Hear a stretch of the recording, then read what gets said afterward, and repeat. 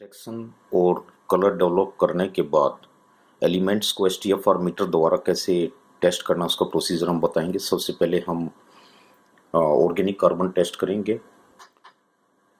Enter press करेंगे, down press करके हम ऑर्गेनिक कार्बन मेनू पे आएंगे। ऑर्गेनिक कार्बन को एंटर करेंगे। पहले जो ब्लैंक का हमने कलर डेवलप किया है, हम ब्लैंक यहाँ पे लेंगे। ब्लैंक को हम टेस्ट ट्यूब में रखेंगे और ब्लैंक को हम 2-3 बार इसका हम रीडिंग लेंगे। इसके बाद हम इसको डाउन करके सैंपल पे आएंगे। सैंपल हम फर्स्ट सैंपल एसटीएफआर मीटर में रखेंगे। उसके बाद इसका रीडिंग ले लेंगे S1। फिर इसको एंटर करेंगे। फिर सैंपल टेस्ट ट्यूब में रखेंगे। फिर हम इसका रीडिंग लेंगे।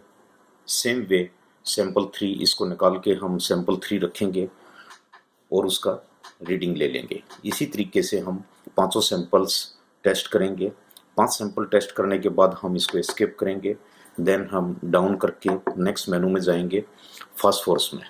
सेम वे फास्फोरस का भी हम पहले ब्लैंक टेस्ट करेंगे। एंटर करेंगे, ब्लैंक आएगा। ब्लैंक में एंटर करेंगे। हम पहले ब्लैंक रखेंगे टेस्ट ट्यूब में फास्फोरस का। उसके बाद इसको एंटर करेंगे।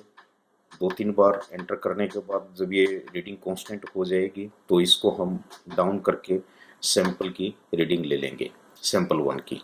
फिर हम सैंपल 2 को टेस्ट ट्यूब में रखेंगे, उसकी रीडिंग लेंगे। इसी तरीके से सैंपल 3, सैंपल 4, सैंपल 5। ये करने के बाद हम एस्केप प्रेस करेंगे और डाउन करेंगे। देन हम नेक्स्ट मेनू में जाएंगे पोटासियम में। पोटासियम में भी हम एंटर करेंगे। पहले ब्लैंक की रीडिंग लेंगे। टेस्ट ट्यूब में हम ब्लैंक रखेंगे, उसका रीडिंग लेंगे। इसके बाद हम डाउन करेंगे। पोटासियम और सल्फर के लिए हमें स्टैंडर्ड भी तैयार करना होता है, तो हम स्टैंडर्ड जो भी हमने बनाया है उसको हम स्टैंडर्ड टेस्ट ट्यूब में रख के और उसका एक बार इसको कैलिब्रेट कर देंगे। इसकी रीडिंग लेंगे। देन डाउन करके सैंपल, यदि लाइट सोयल है तो हम सैंपल लाइट में जाएंगे। यदि ब्लैक सोयल है तो इसको हम डाउन करके ब्लैक सोयल सेलेक्ट कर लेंगे।